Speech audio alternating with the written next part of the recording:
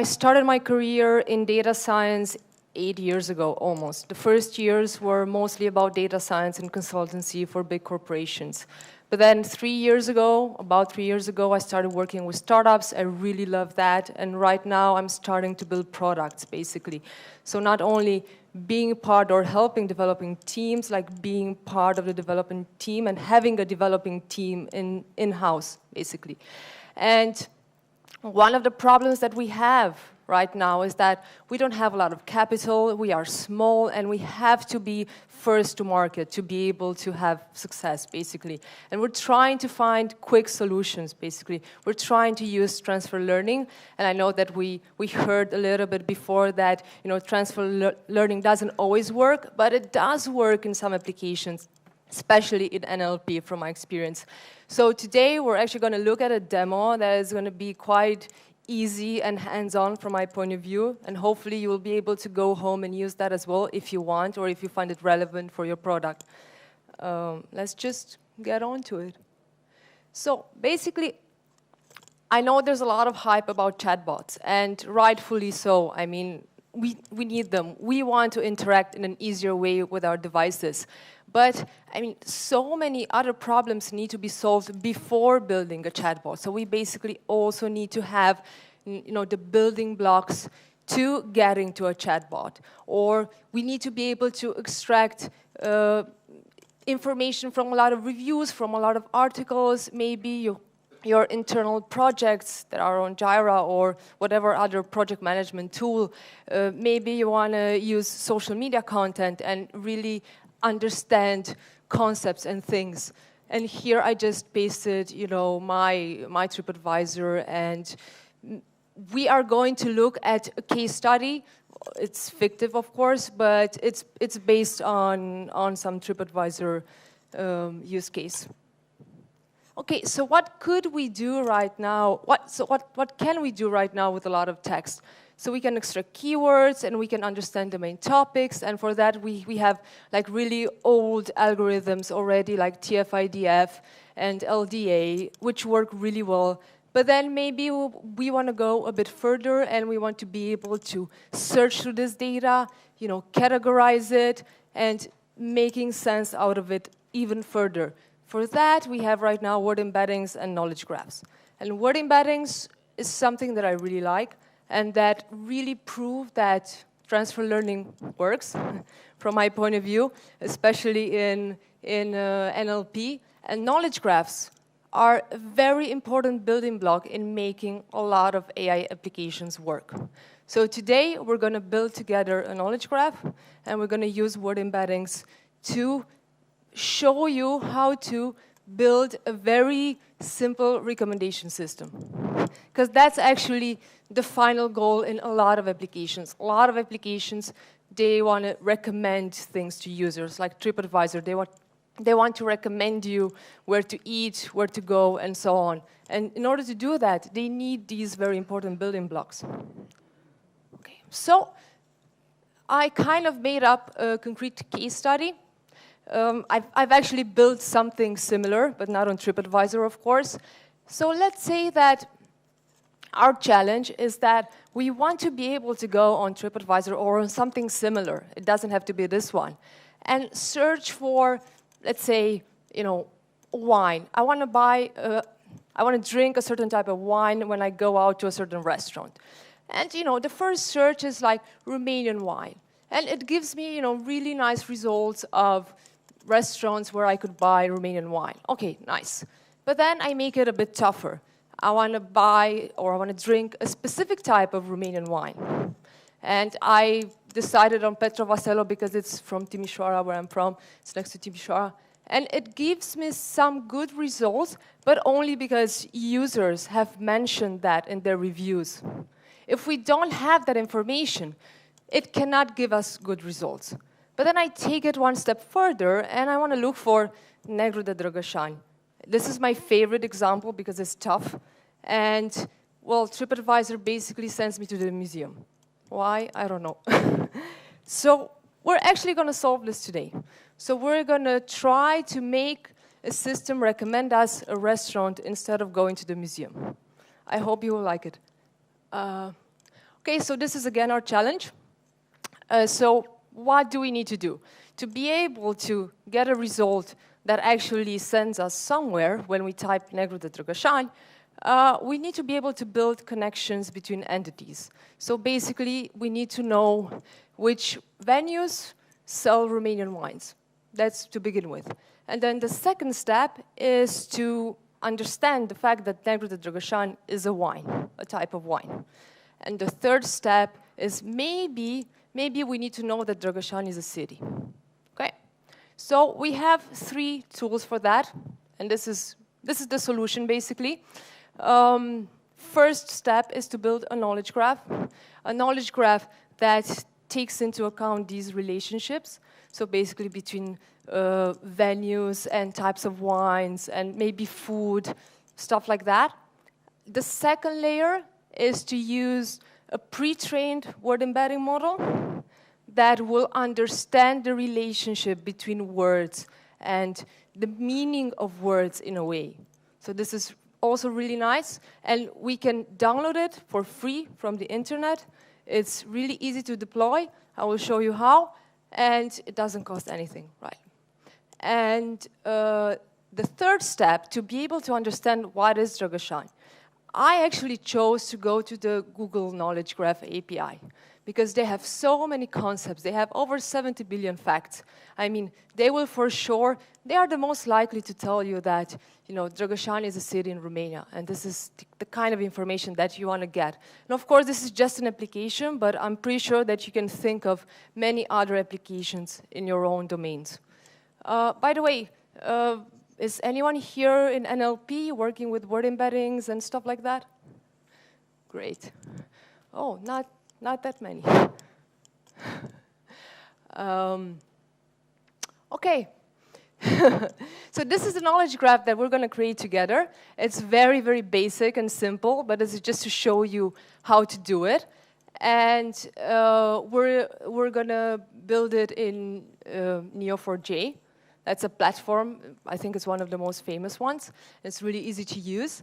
And the idea behind the knowledge graph is to be able to represent data in a way that you get all of the information out of it. So what do we have here? We have 2 restaurants. We know they are food places, right? They serve French wine, Burgundy wines, which are also French wines, I know. And one of them serves Romanian wine.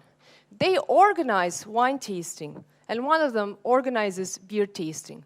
I mean, you can think about this representation of data like the kind of representation that you need to be able to extract really fast, like a holistic view about an entity. Think about trying to build a recommendation system within a website. So you kind of need to know what that user has done, if he interacted with something, and what other similar users have done, basically. And you can do that by building these kind of knowledge graphs. So we're going to look at some applications as well, just like discuss in big lines. So we kind of need them for chatbots, and we also need them for recommendation engines, as I said. You can do fraud detection with them. You can basically use them to build a knowledge base of your own company, and this is something that I want to discuss on the next slide. This is something that I've been thinking about it a lot, because basically we are so used to going, to Google and searching for anything. I mean, nowadays I don't even open my Python books because I usually code in Python. If I need a concept, I just go on Google and I type what I need, and I'm going to get the answer immediately. It takes me longer to go and open the book and find the chapter and find, exactly what I need. And we are doing this for everything. Why don't we build this internally for our companies to basically connect all that knowledge together and then be able to retrieve it at any point in time? I mean, think about it, how easy it would be for a new employee to have access to this information and, use transfer learning and actually being able to adapt faster. Or what if you would, I called it the digital know-it-all. So I kind of like the term. But what if you could go to it and say, hey, what are customers saying about our brand nowadays? Maybe you have market research, being done at, I don't know, at every 6 months or every year, but then every employee should be able to go and retrieve that in a very easy way. But in order to do that, you need to build a knowledge graph. That's the thing. You have to connect all of these entities, basically. I remember when I was working in a software company, I was a new employee at the very beginning. I had, I think, 40 projects from behind that I inherited.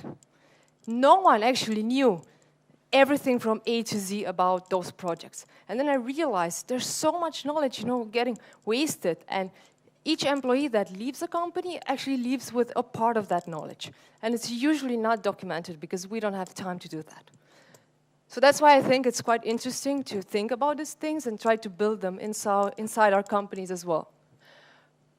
Okay, so the next building block that we need to solve that wine problem is the word embeddings.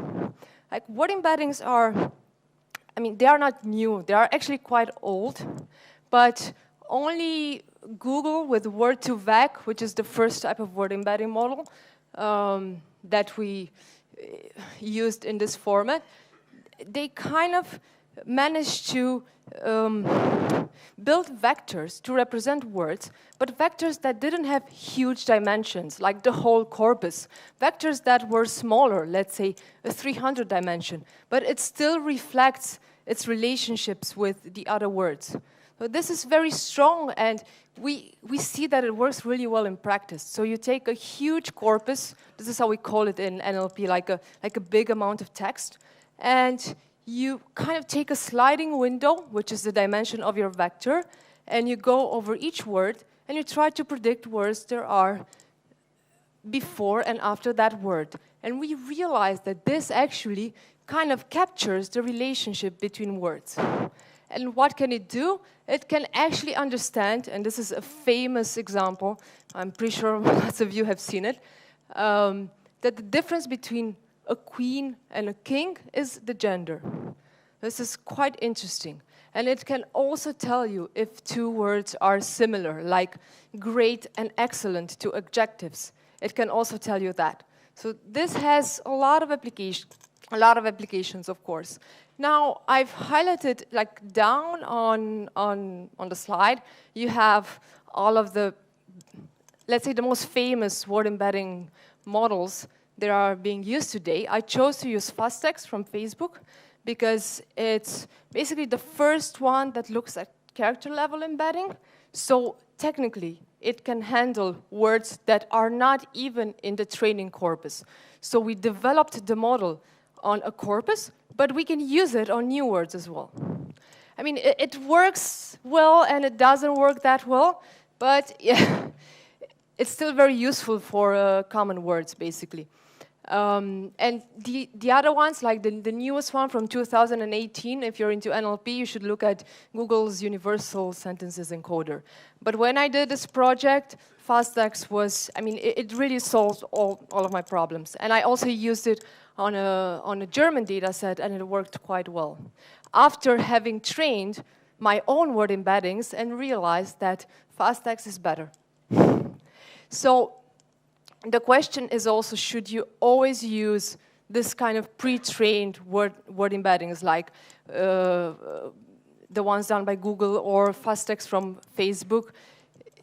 Yes, if your text is very general, but if you have very specific text that you think, it's very industry specific, so maybe it's specific to the car industry or something even narrower, then you will need to, on top of downloading text from Wikipedia, you will need to add text about that as well to capture it in your model in order to work. But for most applications, this is also quite good. So, yeah, transfer learning at its best. Yeah, they are actually quite good also for doing classification. You can do clustering on your words. Let's say you have a lot of reviews or something, and you extract keywords, and then you can cluster them after you compute the vectors for each one of them, and then you get topics, and you can name those topics. So this is like a better way of doing topic modeling, if you wish. So why fast text? I said that they have, character level embeddings, and they give you this example, like the query word gear shift, which is not on Wikipedia, and it can tell you that it's like 79% likely to be similar to gearing, flywheels, flywheel gears. So it's actually capable of doing this. Oh, this is nice. And here you have the link for downloading the fast text model. And I think they have it in over 150 languages. So, I mean, you can use it for so many things. But let's see how we're going to use it. So we're going to look at the code now. I have to go here. Okay. Hopefully you don't mind looking at code, because I think this is the easiest way. Okay, so first, this is Neo4j. I thought I deleted notes. Let's see. This is for making our knowledge graph. And now we're going to go to Python, because we're going to use a library from Python, the Neo4j REST client, to actually construct the knowledge graph in a really easy way from Python. Do we have a lot of people coding in Python here? Perfect. I mean, you will see this is really, really easy. So basically, you just need to import the library, you need to connect to the database, and then we're going to start adding nodes. So here I'm adding a node type that is called venue, and I'm adding two restaurants, restaurant 1 and restaurant 2, and then I'm adding events as well. Imagine how easy it would be to script this for a huge amount of data, basically. And then we're also going to build some relationships. So basically, restaurants, they will host events, and restaurants are food places. Is this okay? Yeah. Okay, let's look now at our knowledge graph. It should be here already. Ta-da! So it was that easy. Okay, and now we want to also bring some wines. So we want to have a couple of types of wines to test this thoroughly. And then the restaurants, so R1, R2 are the restaurants, and they will serve wine. So we have to build that relationship as well. Okay, and now we're going to go back, and we're going to look at... Okay, so this is it, basically. It's that easy to build a knowledge graph, and you don't need to know Cypher that well. Only if you want a query, but to build the actual knowledge graph, you don't need to know Cypher. Cypher is actually the language that is used to query the knowledge graph. I can show you. So to query, basically, you need to import the client, and then you write this kind of query. So basically, it's kind of self-explanatory. It's quite easy. So you want to match venues that host events, where the name of the restaurant is Restaurant 1. And here, I mean, I've already run the code before, because I wasn't sure that this is going to work. And then you're going to get this. Restaurant 1 hosts beer tasting, Restaurant 1 hosts wine tasting. You can print it the way you want it. This is just the way I decided to print. So it's really easy to handle everything from Python if you wish to do so, of course. So for our exercise, I wanted to export our events and our wines in a list because it's just easier to do so. The purpose of this demo is not to get very fancy about knowledge graphs, it's just to understand all of the concepts and how we can use them together. So basically, I export all of the events, and I export all of the wines, and I concatenate them, and I get this list. This is my list of nodes. So what do I need to do now? So I need to make sure that if my user types something, I'm going to tell the app what's the node that it's closest to what he typed, basically. And if I find that node, then I recommend him a place to go, an event to go, or something like that. Okay, so in our case, now we need to import a lot of stuff.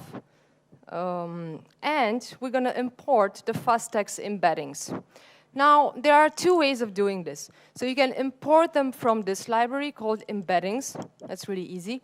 This one has different types of embeddings, and it's in a database format, which means that you can query them faster. Like these models have like 7 to 8 gigabytes, so they're quite big, and it takes time to load them. So I found that this is the fastest way to do it, basically. This is the traditional way and the GenSim way of doing things, basically. But this will take definitely longer to load. I just put it here if you're interested. Yeah. And then we have to load the model. Hopefully it's already loaded. And we need a little bit of regular expressions just to be able to cut strings and manage strings, because users can just write anything. So basically, just to show you what a tokenizer is, a tokenizer takes a string and then divides it into words. So we're going to need this as well. And then I'm defining here a function, a basic function that takes a string and then computes embeddings for the whole string. So not only for one specific string. And that's why we kind of need to tokenize, because we need to see how many tokens are there. So this is nothing fancy. It's just retrieving the vectors, basically, because that database called embeddings stores the vectors. So we only store the vectors. And I can show you how a vector looks like. So this is not that interesting. And then what I do here, because I actually chose not to do character level embedding, because I didn't like how it worked on stuff like Negro de Dragoshan. It didn't do very well. So then I am actually looking for words that I have in the model. And then I have this list where I import all words that are in the fast text model. And I print here just 30 to show you how dirty the data set is actually. So this is not a data set that was cleaned or anything. I mean, this is just raw text from Wikipedia. It has HTML tags, it has all sorts of punctuation, stuff that we would normally get rid of in NLP. But even so, it works quite well. So of course you could clean a little bit the model and get rid of some of the vectors if you think they're too heavy in size or in space. Oh, we only have 5 minutes. I'm going to go faster. So here, what we do is, I think this is one of the most important building blocks. We compute the similarity between the vector of the string that the user wrote, like in our case, Negro de Dragoshan, and the vectors for each node in our knowledge graph. So this is just it. And the most important part is this, the cosine similarity, which is just the cosinus between the two vectors from math as you know it. This is the same thing, but just giving you 3 options back. OK, now, I tested here my function embeddings with Feteasca alba, which is another type of Romanian wine. And this is the shape of the vector. So as I said, it has a dimension of 300. So let's look at a couple of numbers, just the first 20. This is how it looks like. So this is just a collection of numbers. We can do operations with it, obviously. Now, let's remember the nodes. These are our nodes. We're going to make them lower. And we're going to test how is Feteasca alba fitting in this. So we don't have Feteasca alba in our knowledge graph. But with my function, I can see, by using word embeddings, I can see that it's most likely to be a Romanian wine. That's good, right? And remember, this is an English model. This is not a Romanian model. It's trained on English Wikipedia. OK, let's test our example, Negro de Dragoshan. So I want to find what's the most similar node to this one. I get an error. Why? Because it's not in the model. OK, then what do? I try to extract the words that are not in the model. And this gives me this. So which words are not in the model? It's Dragoshan that is not in the model. Obviously, this is a problem. It doesn't know what that is. Again, this is an English model. And then I go and ask Google, the Graph API, this is something that you can take from Google's website and you slightly modify it depending on the output that you might need, basically. So I want to get the description back of Dragășani. So it tells me that this is a city in Romania. Pretty good, right? Okay, so what am I doing then? Here I'm just making a function to do this for every word that is not known. In our case, it's only one, but you might have many, of course. You reconstruct the initial query, and this is what I'm doing. So I'm just basically combining Negru de, which is in Romanian, with city in Romania. So we even have two languages here. It's kind of strange, right? You might expect this not to work. But actually, then we built our last function, the main building block, that tells you where to go, where to navigate into your functions, basically. So if you have words that are not in the model, go and ask Google. And if not, just compute the word embeddings and give me the most similar node. I'm going to look at the nodes again. And this is the only thing that you need to do at the end. So you call similar, as I called it, and you type the string, Negru de Dragășani, and nodes, and you get Romanian wine. That's it. And now, the next step, of course, is to query the graph and give you back what kind of restaurant should I send my user to. I mean, I'm not sure if this restaurant is really going to have this wine, but this is the most likely restaurant from my graph that might have this wine. So I'm just going to query back and see, you know, give me that restaurant that serves Romanian wine, because Romanian wine is the closest node to what the user has typed into our application or whatever. And I want to just, like, I only have 1 minute left, but I just wanted to show you some examples with food to see how well this is working. And I basically made a list with a bunch of types of food, and then I tested it. And the most interesting part comes at the end, where I tested mici, you know, that Romanian dish that everyone knows. At first, because we don't have Romanian food in the list, it says that it's Italian food. But once I add Romanian food in the list, it actually tells me that it's most similar to Romanian food. Again, this is an English model. So you can try this at home as well, if you want. You download it, you know, just write these easy functions. It's not that complicated. You can actually do this without writing the code as I did, just to test these words, because these words are in the model. Yeah, but this is it, actually. I think I'm right on time. I really hope you enjoyed it. And if you have questions about NLP, or you want to maybe challenge what I've done here, or you think you can do better, please do tell me. Thank you. Thank you very much, Wanda.